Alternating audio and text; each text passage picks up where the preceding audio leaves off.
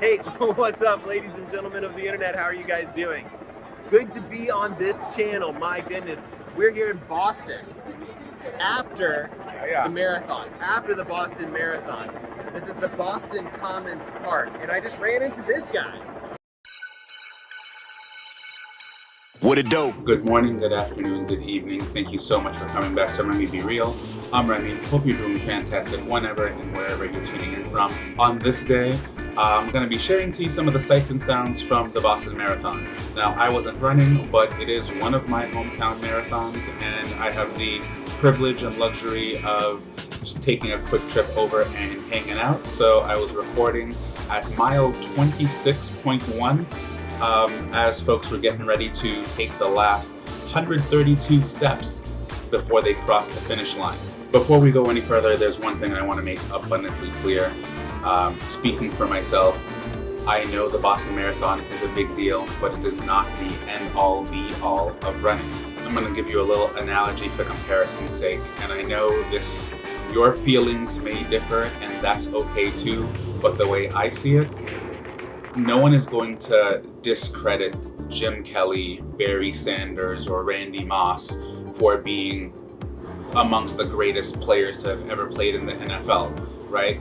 Those three guys have never won a Super Bowl trophy. Barry Sanders never even made it to the Super Bowl. Consider NBA greats like Patrick Ewing and Reggie Miller. But you've got guys like Robert Horry has 7 NBA championship rings. Judd Buechler has 3.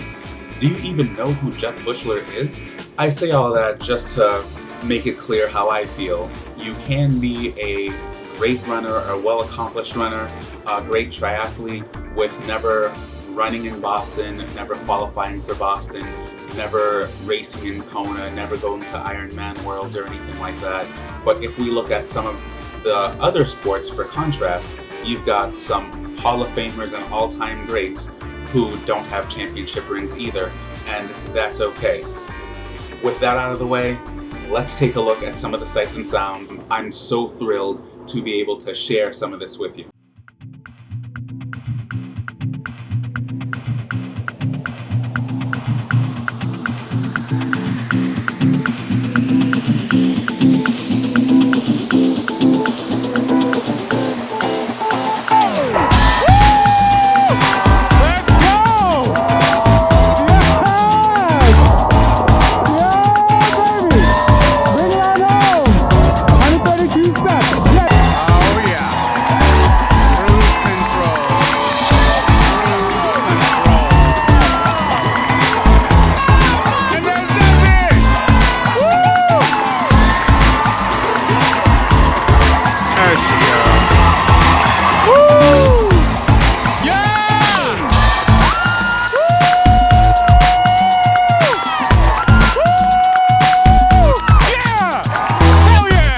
What an incredible time.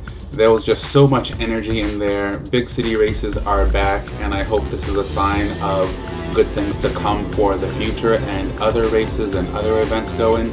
It was just electric being out there. The only thing that gets me as hyped, maybe more hyped than crossing the finish line myself, is seeing the emotion of some of those who are on the verge of tears, overwhelmed with joy as they achieve their goal and cross their own finish line.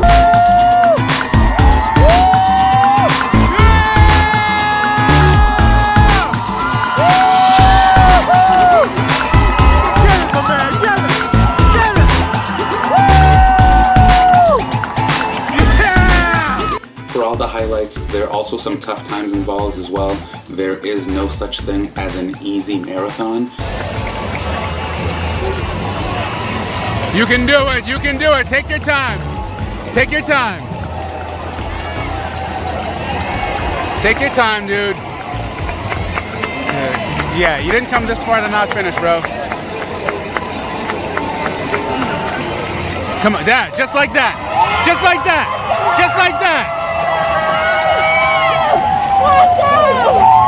Just like that. Come on. Pull it along.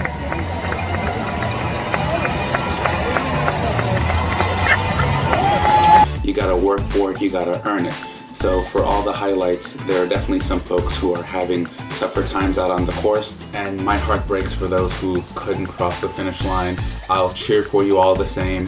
That was especially heartbreaking, knowing how close this one individual was to the finish line and not be able to make it under his own power. It was awesome to see though, with the staggered start. It wasn't all the super fast and sub-elite men and women crossing the finish line early on. There was a good blend of different abilities and different levels of appreciation, I think, and gratitude for being out there. Different body types, different ability levels, seeing all the para-athletes all crossing the finish line. Everybody was just having such a great time. I was also super lucky to hear some marathon stories, share some running stories with other folks who are spectating and others who had just crossed the finishing line. So who you out here cheering for, brother? I'm cheering for my son Joshua Riccardi. Right on. How's the, you been tracking him? Did he start yet? Yeah, Josh started at 9 o'clock. He was up there in the front. He had a pretty good number this year. He's going to be 40 in April, and he started out at a 6:15 mile pace, and he's dropped it down to 6:04 a mile since I checked on him here last. Right on. So he's playing it tactical, playing it cool. He's been here before, right? Yeah, this is his 13th Boston in a row. Wow. And last year when the race was canceled because of the pandemic, we went up on the Beartooth Highway in Montana. He did his 26.2 virtual marathon up there with Beartooth. Yeah, that was a cool experience. It's unique. I'd rather be here than virtual, but you know, you can check it off and say it's something you did, right? It was really cool. Yeah, yeah. Everybody made something special and once in a lifetime experience, right? Yeah. Yeah. Right on. Good job, Josh!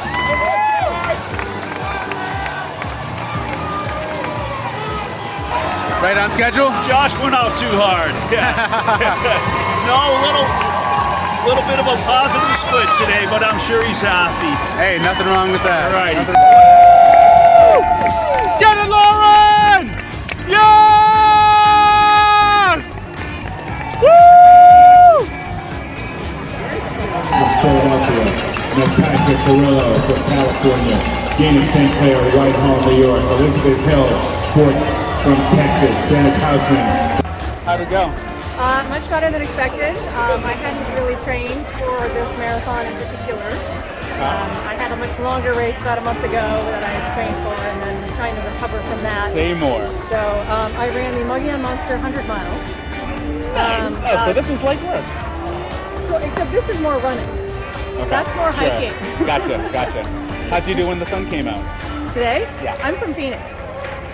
I didn't notice any sun.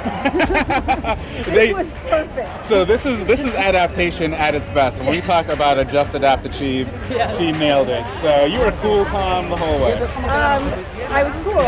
Yeah. Okay. I was enjoying myself. I was having a lot of fun. I actually ran a lot more than I expected. I ran faster than expected, so I'm extremely happy. I can tell I'm going to pay for it later. My legs are very, very That sore. means you did it right. Right on. Is this your first Boston, or are you? Second Boston. Right on. How was this experience compared to the others with being a smaller field? I like it much smaller. I'm used to trail runs with much fewer people. Gotcha. That was one of the things I wasn't wild about the first time. I mean, I love all the spectators. It's fantastic. But being crammed into small streets with thousands of runners, you use a lot of energy just trying to sort of Navigating, getting around. Yes, Yeah. yes. So today was much better for me, and I enjoyed it a lot. And the spectators were so fantastic. Well, right on. Glad you had a good time. Thanks for talking to us. Thank Enjoy you so the day. much. How you feeling? Great. How'd it Yeah, go? it was awesome. A lot of fun.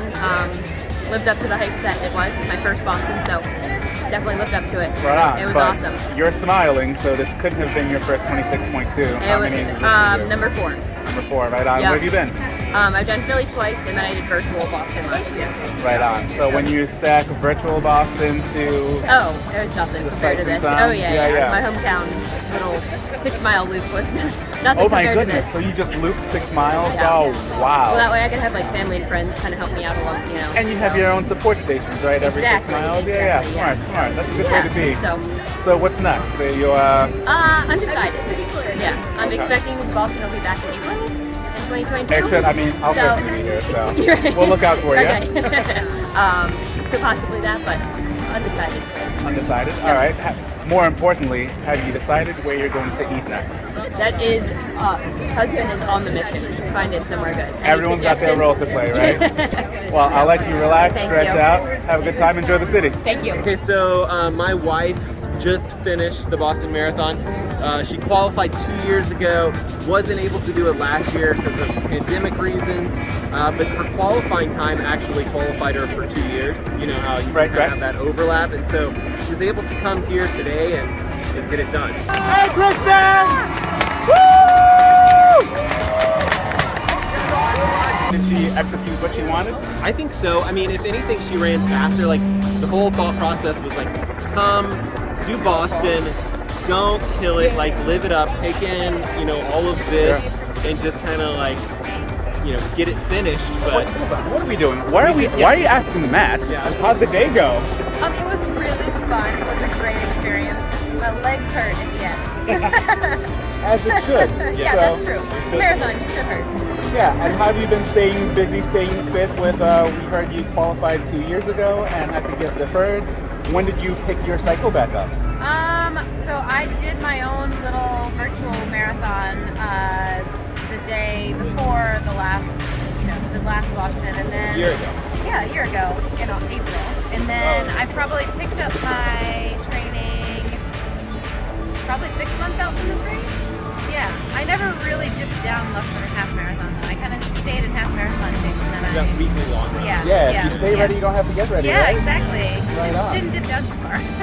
So, I mean, there is no such thing as an easy marathon. No, that's true. You're feeling it. You were laying out in the grass when I got here, but now I'm you're up. standing. Yeah, you're up. Moving? Oh, dude, right on.